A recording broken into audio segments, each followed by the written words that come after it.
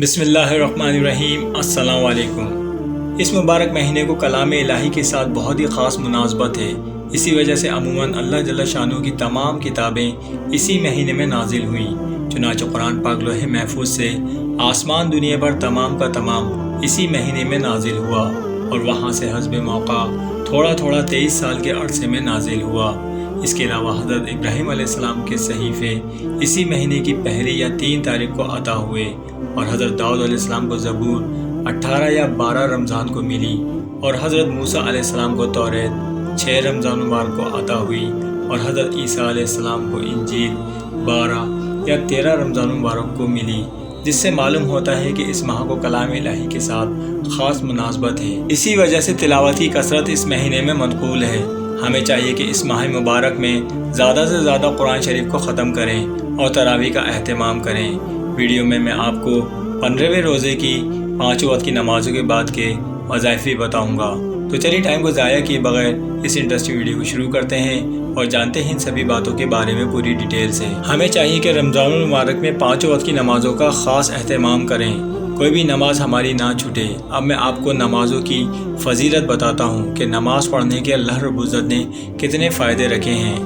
حضور اکرم صلی اللہ علیہ وسلم کا ارشاد ہے کہ اللہ جل شانہ نے میری امت پر سب چیزوں سے پہلے نماز کو فرض کیا، اور قیامت میں سب سے پہلے نمازی کا حساب ہوگا۔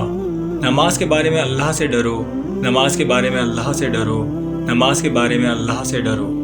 آدمی کے اور شرک کے درمیان نماز ہی حائل ہے۔ اسلام کی علامت نماز ہے۔ جو شخص دل کو فارغ کر کے اور اوقات و مستحبات کو رعایت رکھ کر نماز پڑھے وہ مومن ہے۔ حق تعالی شانہ نے کوئی چیز ایمان اور نماز سے افضل فرض نہیں کی۔ اگر اس سے افضل کسی اور چیز کو فرض کرتے تو فرشتوں کو اس کا حکم دیتے۔ فرشتے دن رات کوئی رکوع میں ہے تو کوئی سجدے میں ہے۔ نماز دین کا ستون ہے۔ نماز شیطان کا منہ کالا کرتی ہے۔ نماز مومن کا نور ہے۔ نماز افضل جہاد ہے۔ جب آدمی نماز میں داخل ہوتا ہے تو حق تعالی شانہ اس کی طرف پوری طرح متوجہ ہوتے ہیں۔ جب وہ نماز سے ہٹ جاتا ہے تو وہ بھی توجہ ہٹا لیتے ہیں۔ جب کوئی آفت آسمان سے اترتی ہے تو مسجد کے آباد کرنے والوں سے ہٹ جاتی ہے۔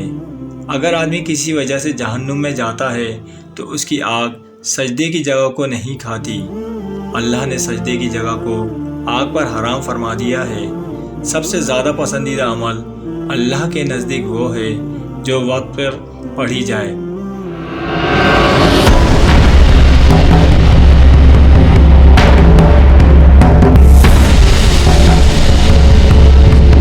ہمیں چاہیے کہ رمضان المبارک میں 5 وقت کی نمازوں کا خاص اہتمام کریں، کوئی بھی نماز ہماری نہ چھوٹے۔ اب میں آپ کو نمازوں کی فضیلت بتاتا ہوں کہ نماز پڑھنے کے اللہ رب العزت نے کتنے فائدے رکھے ہیں۔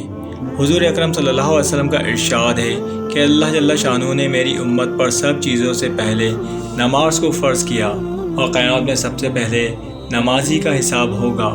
نماز کے بارے میں اللہ سے ڈرو، نماز کے بارے میں اللہ سے ڈرو، نماز کے بارے میں اللہ سے ڈرو۔ آدمی کے اور شرک کے درمیان نماز ہی حائل ہے۔ اسلام کی علامت نماز ہے۔ جو شخص دل کو فارغ کر کے اور اوقات و مستحبات کو رعایت رکھ کر نماز پڑھے وہ مومن ہے۔ حق تعالی شانہ نے کوئی چیز ایمان اور نماز سے افضل فرض نہیں کی۔ اگر اس سے افضل کسی اور چیز کو فرض کرتے تو فرشتوں کو اس کا حکم دیتے۔ فرشتے دن رات کوئی رکوع میں ہے تو کوئی سجدے میں ہے۔ نماز دین کا ستون ہے۔ نماز شیطان کا منہ کالا کرتی ہے۔ نماز مومن کا نور ہے۔ نماز افضل جہاد ہے۔ جب آدمی نماز میں داخل ہوتا ہے تو حق تعالی شانہ اس کی طرف پوری طرح متوجہ ہوتے ہیں۔ جب وہ نماز سے ہٹ جاتا ہے تو وہ بھی توجہ ہٹا لیتے ہیں۔ جب کوئی آفت آسمان سے اترتی ہے تو مسجد کے آباد کرنے والوں سے ہٹ جاتی ہے۔ اگر آدمی کسی وجہ سے جہنم میں جاتا ہے تو اس کی آگ سجدے کی جگہ کو نہیں کھاتی۔ اللہ نے سجدے کی جگہ کو آگ پر حرام فرما دیا ہے۔ سب سے زیادہ پسندیدہ عمل اللہ کے نزدیک وہ نماز ہے جو وقت پر پڑھی جائے۔ اللہ جل شانہ کو آدمی کی ساری حالتوں میں سب سے زیادہ پسندیدہ یہ ہے کہ اس کو سجدے میں پڑا ہوا دیکھیں کہ پیشانی زمین پر رگڑ رہا ہے۔ اللہ جل شانہ کے ساتھ آدمی کو سب سے زیادہ قرب سجدے میں ہوتا ہے۔ جنت کی کنجیاں نماز ہیں۔ جب آدمی نماز کے لیے کھڑا ہوتا ہے تو جنت کے دروازے کھل جاتے ہیں۔ اور اللہ جل شانہ کے اور اس نمازی کے درمیان پردے ہٹ جاتے ہیں جب تک کہ کھانسی وغیرہ میں مشغول نہ ہو۔ نمازی شہنشاہ کا دروازہ کھٹکھٹاتا ہے اور یہ قاعدہ ہے کہ جو دروازہ کھٹکھٹاتا ہی رہے تو کھلتا ہی ہے۔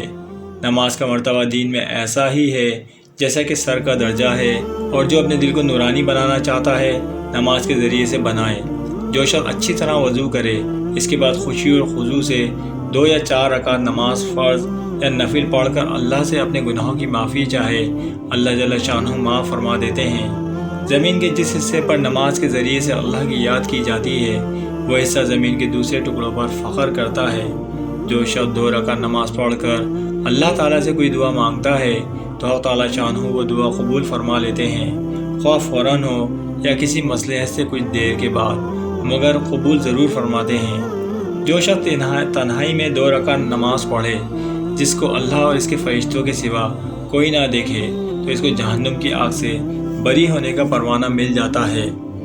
جو شخص ایک فرض نماز ادا کرے، اللہ جل شانہ کے ہاں ایک مقبول دعا اس کے ہاں قبول ہو جاتی ہے۔ جو 5 نمازوں کا اہتمام کرتا رہے، ان کے رکوع و سجدے اور وضو وغیرہ کو اہتمام کے ساتھ اچھی طرح سے پورا کرتا رہے، جنت اس کے لیے واجب ہو جاتی ہے اور دوزخ اس پر حرام ہو جاتی ہے۔ مسلمان جب تک 5 نمازوں کا اہتمام کرتا رہتا ہے، شیطان اس سے ڈرتا رہتا ہے، اور جب وہ نمازوں میں کوتاہی کرنے لگتا ہے تو شیطان کو اس پر جرأت ہو جاتی ہے اور اس کو بہکانے کی طمع کرنے لگتا ہے۔ سب سے افضل عمل اول وقت میں نماز پڑھنا ہے۔ نماز ہر متقی کی قربانی ہے۔ اللہ کے نزدیک سب سے زیادہ پسندیدہ عمل نماز کو وقت پر پڑھنا ہے۔ صبح کو جو شخص نماز کو جاتا ہے، اس کے ہاتھ میں ایمان کا جھنڈا ہوتا ہے، اور جو بازار کو جاتا ہے اس کے ہاتھ میں شیطان کا جھنڈا ہوتا ہے۔ ظہر کی نماز سے پہلے 4 رکعتوں کا ثواب ایسا ہے جیسے کہ تہجد کی 4 رکعتوں کا۔ ظہر سے پہلے 4 رکعتیں تہجد کی اور 4 رکعتوں کے برابر شمار ہوتی ہیں۔ جب آدمی نماز کو کھڑا ہوتا ہے تو رحمت الہی اس کی طرف متوجہ ہو جاتی ہے۔ افضل ترین نماز آدمی کی رات کی ہے، مگر اس کے پڑھنے والے بہت ہی کم ہیں۔ میرے پاس حضرت ابراہیم علیہ السلام آئے اور کہنے لگے، اے محمد صلی اللہ علیہ وسلم، خواہ کتنا ہی آپ زندہ رہیں، آخر ایک دن مرنا ہے، اور جس سے چاہے محبت کریں، آخر ایک دن اس سے جدا ہونا ہے، اور آپ جس قسم کا بھی عمل کریں، بھلا یا برا، اس کا بدلہ ضرور ملے گا۔ اس میں کوئی تردد نہیں کہ مومن کی شرافت تہجد کی نماز ہے، اور مومن کی عزت لوگوں سے استغنا ہے۔